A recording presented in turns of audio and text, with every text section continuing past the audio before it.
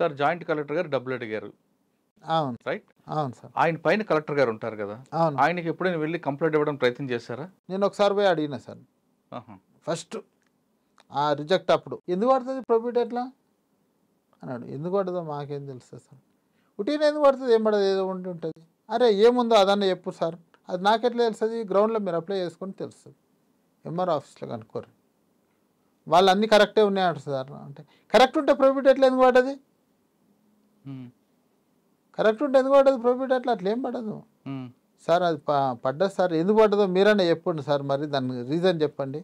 అదే గవర్నమెంట్ ల్యాండా, అసైన్మెంట్ ల్యాండా, కోర్టు కేసు ఇవి ఉంటేనే కదా పడేది, అదన్నా చెప్పండి అంటే లేదు అది ఏదో ఉంటుంది, మీరు అప్లై చేసుకుర్రా, అప్లై చేసుకున్నాం సార్, మీకు మెసేజ్ వస్తుంది. డబ్బులు డిమాండ్ చేస్తున్నారన్న విషయం ఎప్పుడైనా ఆయన నోటీస్ తీసుకెళ్లారా? ఆయన ఈ సమాధానం సార్, ఎవ్వరు కూడా డబ్బులు అడగారు సార్ పై స్థాయి అధికారులు. కాదు, మీ కింద స్థాయి వాళ్ళు డబ్బులు అడుగుతున్నారన్న విషయాన్ని ఆయన నోటీసులో పెట్టారు. అసలు అది తప్పే లేదు, నీదే భూమి కాదని ఆయన నాకు చెప్తుండు సార్. ఇంకా నాకు లోకల్ స్టాండే లేదు ఆడ, నువ్వు కలెక్టర్ ఆఫీస్ తప్పు వచ్చినావు, నీకు భూమి లేదని చెప్తుండు కలెక్టర్ ఇండైరెక్ట్గా. నా ముందు సోమవారం పోతే కాలు మొక్కిరు సార్ కలెక్టర్వి, ఎంతమంది వచ్చి కాలు మొక్కిరు. ఎవరు మొక్కుతారు సార్ కాళ్ళు, డబ్బులు లేనోడు, ఆకలినోడు, బిడ్డ పెళ్ళి ఉన్నాడు, వాడి భూమి వాడిని పోతుంది. మధ్య బెడ్ మీద ఉండు, సత్యలోపు పిల్లలకు చేసుకోవాలి, ఆడపిల్లకు 2 గుంటలు తండ్రి ఇస్తా అంటే అది చేసుకోవాలి, ప్రొబిటర్లకి వెళ్ళిపోవాలి, తండ్రి చచ్చిపోతే అన్నదమ్ములకు పంచాయతీ అవుతుంది. వీళ్ళు కదా సార్ కాలు మొక్కేది, ఏ రియల్ ఎస్టేట్ కంపెనీ వాడు కాలు మొక్కుతాడు సార్, ఇక్కడ అవసరం పడేస్తాడు, పని చేసుకుంటాడు. వీళ్ళు నా ముందు జరిగినాయి సార్ ఇవన్నీ. ఓకే, ఇదంతా ఈ ఎపిసోడ్ అంతా మీరు ఏసీబీకి చెప్పారా? కలెక్టర్ గారి వ్యవహారం కూడా ఆడ రికార్డ్ అయింది సార్, అది ఆన్ రికార్డు నేను చెప్పేది. ఇది కలెక్టర్ గారి వ్యవహారం కూడా, కలెక్టర్ గారు టీచర్స్ సంగతి వాళ్ళు రికార్డు తీసుకుంటారు, మరి ఆయన మీద ఎందుకు పట్టలేదు? అది నన్ను అడిగితే నేనేం చెప్తాను సార్. ఓకే, ఆ రోజు ఏం జరిగిందండి? ఆ రోజు వచ్చిండు సార్ ఫస్ట్, ఫోన్ చేస్తున్నాడు డబ్బులు డబ్బులు డబ్బులు డబ్బులు అని ఫోన్ చేస్తుండు. మేము ఏసీ వాళ్ళు నేను వాళ్ళుండి రెడ్డి పా అని అన్నారు సార్. పోయినాం, అడగంగానే పైసలు అడిగితేనే ఇవ్వాలి రెడ్డి అని అన్నారు. అవును సార్, సెకండ్ అడిగితేనే ఇవ్వాలి, నువ్వు సెకండ్ ఇవ్వద్దు, వాళ్ళు మెయిన్ చెప్పేది పైసలు అడిగితేనే ఇవ్వాలి, సెకండ్ ఇవ్వద్దు అని అంటారు సార్. ఎక్కడ స్పాట్ పెట్టారు? గురంగూడ దగ్గర పార్క్ సార్, ఆడనే పార్క్ ఆడికి వచ్చిండు. రాత్రి 8 ప్రాంతంలో సార్. నేను రాగానే నా బ్యాంక్ వచ్చి నా బండి వెంక పెట్టాడు, అన్నా నేను వెంకనే ఉన్నాను, మళ్ళీ ఫోన్ కొట్టాడు, వస్తున్నా అని చెప్పిన, బ్యాగ్లోకి వెళ్ళి పైసలు తీసి. అంటే మీ వెనక కార్లో మదన్మోహన్ రెడ్డి ఉన్నారా, జాయింట్ కలెక్టర్ గారు? మదన్మోహన్ రెడ్డి ఉన్నాడు ఒక్కడే. ఓకే, పైసలు ఇచ్చిన, ఆ బ్యాగ్ అన్న ఇలా కాగితాలు ఉన్నాయని చెప్పిన, పైసలు తీసి కట్టలు తీసి ఇచ్చిన, లెక్క పెట్టు, పర్లే అన్నాడు, లెక్క పెట్టుకో అన్న, ఎందుకు మళ్ళా తక్కువ ఉంటే నేను నిన్ను ఇచ్చి వేస్ట్ అవుతుంది అని చెప్పిన. అంటే లెక్క పెట్టుకున్నాం, ఇవి 2.5, ఇవి 2.5, ఇవి 6 ఉన్నాయి, 3 లక్షలు, మొత్తం 8 లక్షలు ఉన్నాయి చూడన్న అన్నాను. ఒక కవర్లో పెట్టుకోండు.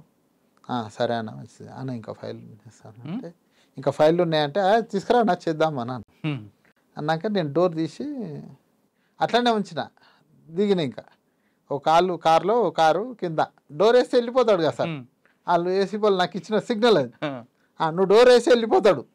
మేము వాళ్ళు అక్కడనే చెట్లలో ఉండరు, వచ్చేసిండు డోర్ కాడికి వచ్చేసిండు, మామూలు బాకర్స్ వచ్చినట్టు వచ్చేసాగానే నేను దిగంగానే వెళ్ళి లోపలికి, ఇక వాళ్ళు నేను పక్కకు వచ్చేసిన సార్. ఇక అంతా కానీ మరి జాయింట్ కలెక్టర్ గారు ఎలా పడ్డారు?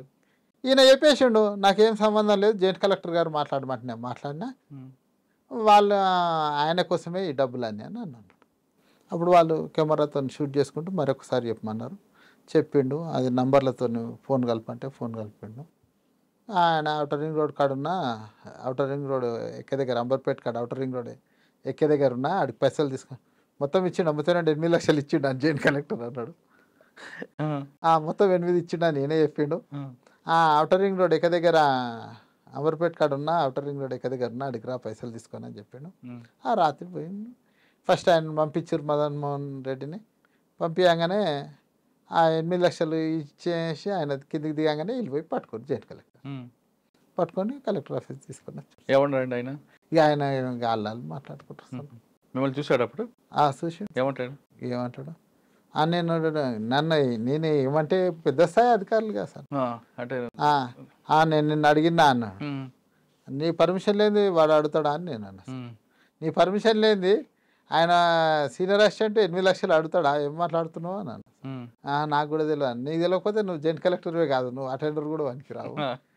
నీ ఆఫీస్లో నీకు నీ అసిస్టెంట్ 8 లక్షలు అడితే నీకు తెలియనప్పుడు నువ్వు జిల్లాలో మారుమూల ప్రాంతంలో తలకొండపల్లి ఉంటుంది, మారుమూల వికారాబాద్ దగ్గర ఉంటుంది, నువ్వు ఏం అడ్మినిస్ట్రేషన్ ఉంటుంది నీ దగ్గర, ఇక నువ్వు అటెండర్ కూడా పనికిరావు అని చెప్పిన. ఏమంటాడు సార్, ఇక వాళ్ళు ఏసీ వాళ్ళు నువ్వు దూరం కూర్చో రెడీ అని చెప్పారు. నువ్వు దూరం కూడా రెడీ ఆడ కూర్చోపో అని చెప్పారు. నేను ఆడ కూర్చుని ఇక వాళ్ళ పని వాళ్ళు చేసుకుంటారు సార్. ఆయన ఇంట్లో ఎంత దొరికిందండి క్యాష్? నాకు తెలియదు సార్, వాళ్ళు అక్కడంతా వేరే. మీరు పట్టించిన తర్వాత సార్ ఆయనలో ఏమైనా పశ్చాత్తాపం కనపడిందా? సార్ చెప్తే ఎట్లుంటుంది అంటే సార్, నాకు కూడా అంత ఐడియా లేదు, కానీ పశ్చాత్తాపం అనేది కొంత దొరికిపోయాని అనేది ఉంటుంది. పశ్చాత్తాపం వేరు, అంటే భయం వేరు, పశ్చాత్తాపం వేరు. పశ్చాత్తాపం లేదు సార్, లేదు పశ్చాత్తాపం లేదు. అయ్యా, పశ్చాత్తాపం ఎప్పుడు వస్తాడు సార్, వీళ్ళు డే 1 ఫస్ట్ కరప్షన్కి పశ్చాత్తాపం వస్తుంది సార్. వీళ్ళు కొంచెం మోస్తారు కదా, సంపాదించుకున్నాక కొంచెం కంఫర్ట్గా ఉన్నాంలే అన్నట్టు, ఏమవుతులే ఏమవుతుందిలే అన్నట్టు. ఏమన్నా అయినా కూడా మనం బయటపడచ్చు, జీవన విధానంలో పెద్ద మార్పు రాదు కదలే అన్నట్టు. ఇంకా ఎంతకాలం సర్వీస్ ఉందని? ఇంకా 10 నెలలు ఉందనగా విన్నా సార్ నేను. 10 నెలలు ఉంది సార్. ఆయనకి పట్టించారని పశ్చాత్తాపం పడ్డాడా లేదా అనేది పక్కన పెడతాం. మీకు ఏమనిపించింది? మంచి ఒక కరప్షన్ ఫెయిల్ అని పట్టించాను, ఇందాక చెప్పారు మీకు sir story, sir buffalo corruption పట్టించారని feeling వచ్చింది. ఒక బఫెల్లోని పట్టించానని వచ్చింది, ఒక బఫెల్లోని పట్టించానని వచ్చింది. ఇంకా చాలా బఫెల్లోలు ఉన్నాయి, ఒక బఫెల్లోని పట్టించానని వచ్చింది. ఇంకా పట్టించాలని కోరుకుంది, ప్రయత్నం చేస్తాను సార్. సార్ మీరు చేసిన వ్యవహారంలో మీకు ఆత్మ సంతృప్తి ఉండొచ్చు, ఒక అవినీతిపరాన్ని పట్టించాను అనేది. నాకు సంతృప్తి ఏమున్నది సార్, వాళ్ళ కుటుంబం ఉంటుంది, వాళ్ళ కుటుంబం పక్కన పెడదాం అంటే కాసేపు, అది కూడా మనం మాట్లాడదాం. కానీ మీకైతే ఒక కరప్షన్ ఫెయిల్ అని పట్టించాను, అది కూడా జాయింట్ కలెక్టర్ అని. కానీ మీరు చేస్తుంది ఎవరినంటే ఒక లాబీని కదిపారు. అవును సార్. ఆ లాబీ ఎప్పటికైనా మీకు వెంటాడుతుంటుంది, మీకు ఇబ్బంది పెడుతుంది. మరి అవన్నీ మీరు ఆలోచించి దిగారా? 45 సంవత్సరాలు బతికి ఉన్నా కదా సార్, ఇంకో 5-10 ఏళ్ళు బతుకుతాం చక్కగా ఉంటే ఎట్లా బతికినాం అన్నది లెక్క. కానీ అదే ఇప్పుడు లాలూచి మనం అనుకుంటాం కదా సార్, భార్యని 100 రూపాయలు ఇచ్చి ఆ బతికేందుకు సార్ అది. ప్రతిదీ మనము అంటే ఎట్లుంటుందండి సార్, నాది వ్యవసాయ కుటుంబం, నాకు భూమి ఉంది, భూమి ధైర్యం అనేది పెద్దలు కూడా చెప్తారు సార్.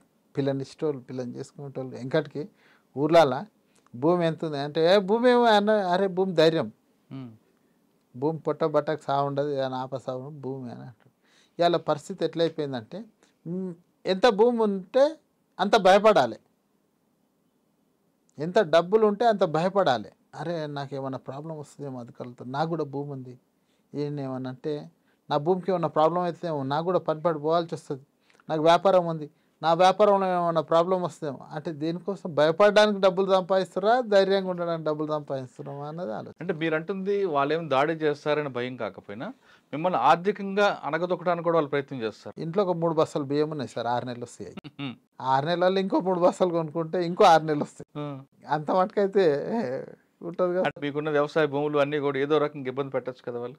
ఇవి ఏం పెడతారు సార్, అట్లా అందరు భయపడి ఈ లక్షలకు వచ్చింది. ఇప్పుడు మీకు గ్రాఫ్ పెరగడానికి కారణమే ఆ భయమే. మీకు ఫ్యామిలీ ఉంది, వారు మీరు గురించి ఆలోచించలేదు, వాళ్ళ గురించి ఆలోచించారా? పిల్లలు ఏముంటుంది సార్, అన్నిటికీ ఉన్నది, అన్నిటి ప్రిపేర్ అయ్యే ఉంటాం. ఏముంటుంది సార్, మాకుంటుంది ఫ్యామిలీ, అవతలకు ఉంటుంది, అందరికి ఉంటుంది ఫ్యామిలీ ఉంటుంది సార్. సార్ మీరు ఇప్పుడు చేశారు కదా, దీని తర్వాత కలెక్టర్ ఆఫీస్ నుంచి ఫోన్ వచ్చిందా? రాలే సార్, రాలే. మీ ఫైల్ క్లియర్ అయిందా? కాలే. నేను వెళ్ళినా, నేను నెక్స్ట్ రోజు వెళ్ళినా, ఆ రోజు నైట్ అంతా మేల్కొన్నాం కదా సార్. ఆ రోజు కొంచెం సంతకం పెట్టారు కదా, జాయింట్ కలెక్టర్ గారు పెట్టారు, లాగిన్లో ఫార్వర్డ్ చేయాలి, ఆన్లైన్లో చేయాలి. ఆయనని రాజరెడ్డి గారిని అడిగిన, సూపరింటెండెంట్ గారిని, ఏం సార్ అంటే, రెడ్డి సార్ నాకు మాట చెప్పొద్దా అని అన్నాడు. నీకు చెప్తే అసలు నువ్వు అదే ఉతనే ఇసురు పేపర్లా అసలు దాన్ని ఫైల్ ఏం మూవ్మెంట్ అయితే లేవాంటివి, నువ్వు వాటి సెక్షన్లో అన్ని ఫైల్ అప్రూవల్ అయినాయి అని చూపిస్తే ఆయన మాట నమ్మినా నేను. అన్న అంటే వేస్ట్ కాడు అది ఇది అని చెప్పిండు. ఇప్పుడు నా సంగతి ఏంది, ఇప్పుడు నా ఫైల్ సంగతి ఏం చెప్తారా అని అన్న.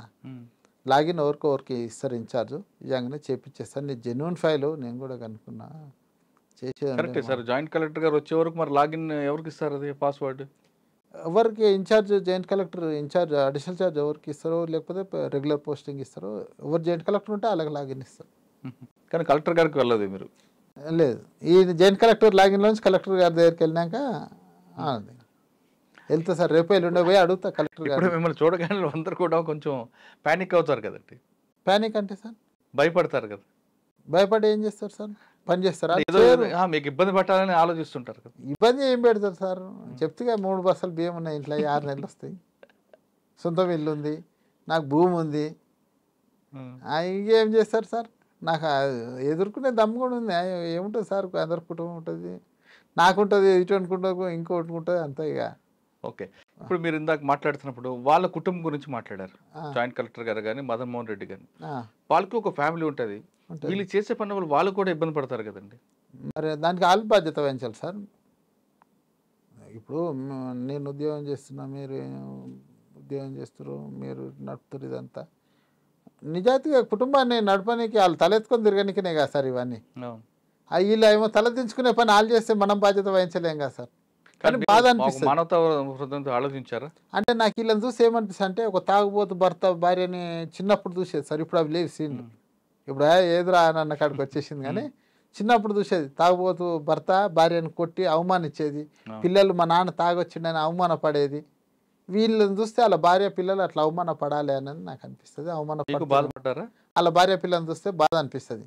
తాగుబోతు తండ్రిని చూసి పిల్లలు ఎట్లా బాధపడతారో, అట్లా ఓ లంచగొండి ఓ వ్యభిచారి తండ్రిని చూసి పిల్లలు ఎట్లా బాధపడతారో, ఓ లంచగొండి తండ్రిని చూసి కూడా భార్య పిల్లలు వాళ్ళకి అవమానంగా సార్. స్టేటస్లో ఏ కూలినాలు చేసుకుంటుండే ఎంబడి పోయినా గౌరవంగా ఉంటుండే కదా సార్. ఈరోజు ఏ గుమస్తాన్ని చేసుకున్నా జాయింట్ కలెక్టర్ అయినా హోదా ఎందుకు సార్? ఇవాళ మోడు జైలు నుండి ఎంత ఆగమాగం అడివాడి పరువు లేని బతుకు ఇవాళ అని అనుకుంటారేమో అని నాకు అనిపిస్తుంది.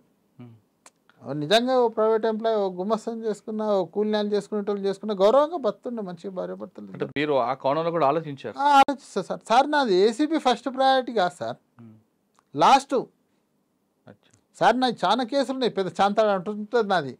ఫస్ట్ నేను ఇప్పుడు మొన్న పోలీస్ స్టేషన్లో కానిస్టేబుల్ డబ్బులు తీసుకోండు, ఆయన కొత్త సిఐ పరిచయం లేడు, ఆయన కూడా పోయి చెప్పిన సార్ ఇట్లా అంటే ఎంబడే రిటర్న్ ఇప్పించిండు. ఆయన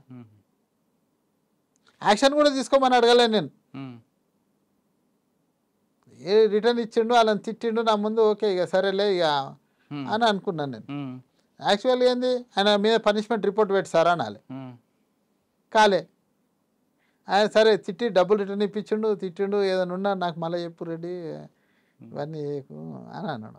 సరే సార్ అన్నాం. ఆడికి సంతోషంగా సార్. ఇప్పుడు ఆ సిఐ గారు కూడా అన్నారు అనుకో, ఏసీపీ గారి దగ్గరికి పోతాం, ఏసీపీ గారు అన్నారు అనుకోండి, ఓసారి పోలీస్ స్టేషన్లో జేసీపీ విషయంలో పోతే ఆయన పైసలు ఇస్తావా లేకపోతే బండి సీజ్ చేస్తుంది ఇది అంటే, సిపి గారికి పిటిషన్ పెట్టినాం, అది ఎస్బీఐ ఎంక్వైరీకి రాసిండు సార్. మహేష్ బాబు సార్ ఉండే ఎస్బీఐ ఎంక్వైరీ రాసిండు, ఆయనకి ఏదో మేము ఏదో ఇచ్చినట్టు ట్రాన్స్ఫర్ ఇమీడియట్గా పనిష్మెంట్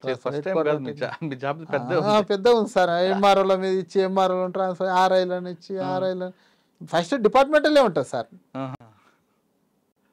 ఫైనల్గా ఏసీబీకి వచ్చారు. ఇది అయితే లాస్ట్ ఏసీ అయితే ఏసీబీకి ఎందుకు పోతుంది మనం? ఇప్పుడు కొన్ని ఎస్ఓటీ కేసులు ఉన్నాయి. సార్ అయితే ఎస్ఓటీ ఇన్స్పెక్టర్ సస్పెండ్ అయింది. ఇక్కడ రాచకొండ ఎస్ఓటీలా. ఎవరు పేరు చెప్పొచ్చా? చెప్పండి.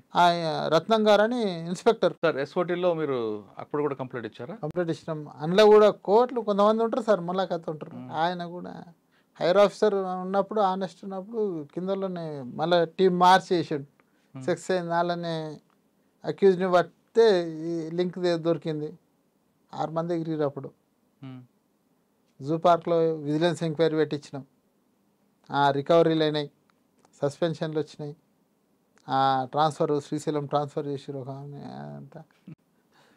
అంటే మీకు ఇది కొత్త ఏం కాదు? కొత్త ఏం కాదు సార్. నాకు కొంచెం వ్యవస్థ కొంచెం మారాలి, మారితే బాగుండేదేమో. మనం ప్రయత్నం చేద్దాం, మారుతుంది. ఏదో అర్ధరాత్రి మన ప్రయత్నం మనం చేయడం తప్పలేదు అన్నది ఉంటుంది. కరప్షన్ అనేది చాలా కొన్ని ఏమి ఇది కనిపించేది సార్. ఇంకా ఈ డైరెక్ట్ డబ్బులు తీసుకునేది కాక ఇంకా చాలా రకాలు ఉంటుంది కరప్షన్. చాలా అంటే చాలా. మీరు చూసిన కరప్షన్లో ఇంత దరిద్రమైన కరప్షన్ అని ఎప్పుడైనా అనిపించిందా? ఎక్కడైనా ఒక సంఘటన చెప్పండి. అనిపించింది సార్. చెప్పు. బర్త్ సర్టిఫికేట్, డెత్ సర్టిఫికేట్ ఒకటి మార్చురీలో డబ్బులు తీసుకుంటారు సార్. మార్చురీలో డబ్బులు తీసుకుంటారు సార్. అది నాకు ఒకసారి మా ఫ్రెండ్ ఎంబడి పోయినా సార్, మార్చురీకి పోయినా, వాళ్ళు డబ్బులు అడిగితే నాకు బాధ అనిపించింది. ఇంకా చాలా వెనకబడి ఉన్నామేమో మనం. హై లెవెల్ కరప్షన్ అంటే ఏమో సార్, ఇద్దరు ఆనందంగా ఇస్తారు. ఒక ప్లాట్ కొంటాం, సబ్ రిజిస్టర్కి ఇచ్చే ఉంటే ₹1,00,00,000 ప్లాట్ కొంటాం, అందులో ఒక 5,00,000 స్టాంప్ డ్యూటీ కడతాం, ఇంకో 5,000 ఇస్తే ఏముంటుంది, అది రొటీన్లా అన్నట్టు ఉంటుంది. కానీ మీరు చేస్తున్న పనికి కొంతమంది కామెంట్స్ ఏం చేస్తారంటే చిన్న చిన్న వాళ్ళని పట్టుకుంటాడైనా పెద్దవాళ్ళని వదిలిపెడుతుంటారు. వాళ్ళు పట్టుకుంటే మనం అందరం ఆనందిస్తాం కదా సార్. ఉం? వాళ్ళ కామెంట్ పెట్టేవాళ్ళు పట్టుకుంటే మనం ఆనందిస్తాం కదా సార్. అంతేనంటారా? ఆ. ఉం. వాళ్ళు ఏమన్నా ఉంటే ఇన్ఫర్మేషన్ ఇవ్వమన్నారు, పెద్దోళ్ళని కూడా పట్టుకుంటా. ఉం. పట్టుకుంటే తెలుస్తుంది సార్ ఏముంటుంది దాని. నాకు ఇంగ్లీష్ సరిగా రాదు కానీ సర్టిఫికెట్స్ అది అంటారు కదా, దాన్ని ఏముంటుంది. నేను ఫస్ట్ ఒకసారి జూ పార్క్లో డిఎఫ్ఓని పట్టించినాం. ఉహు. ఆయన నయంకి దగ్గర అని కూడా అన్నారు. అప్పుడు నయం ఫుల్ స్వింగ్లో నడుస్తుంది. ఉం. ఒక్కరోజు మిస్ కాకుండా నేను జూ పార్క్ పోయినాను. చూద్దాం, నయంని కూడా చూద్దాం, ఏం చెప్తాడు, మాట్లాడదాం. ఉం. నయం అభిప్రాయం, నయం కూడా మనిషే కదా, చూద్దాం, మాట్లాడదాం. మాట్లాడకుండా సంతోషిద్దాం, ఏం చేస్తాం అవును. అన్నిటి తయారు ఏముంటుంది, చూద్దామని నేను. ఇంకా మరి కొంతమంది మీలాగే నిజాయితీ పరులుగా ఉంటూ ఏసీబీ పట్టిస్తూ అదొక దందా బ్లాక్మెయిలింగ్ చాలా ఉంటుంది సార్, కొంతమంది కాదు, ఉం. చాలా మంది ఉంటారు. ఇప్పుడు నాకు కొన్ని వేల ఫోన్లు వచ్చినాయి సార్. అయితే వచ్చిన వాళ్ళు ఏమో ఫస్ట్ సెంటెన్స్ ఏముంటుంది, అన్న నువ్వు బాగా చేసినావు అన్న, తోపు అది ఇది అన్న, నాది చిన్న పని ఉందని అది చెప్పారు. ఒక మాట చెప్పన్నా అయిపోతుంది. అయిపోతుంది అంటే లేదో మనకు యారే వీడు మంచోడు చెడ్డోడు అని మనకు పని చేసి పెడితే అది చెడు పని చేపిస్తే అది ఇంకా మనమే ఉంటుంది సార్. అంటే చాలా మంది సార్ విజిటింగ్ కార్డులు కొట్టించుకుంటారు, ఆ సంఘం ఈ సంఘం అని పెట్టి నడిపిస్తుంటారు.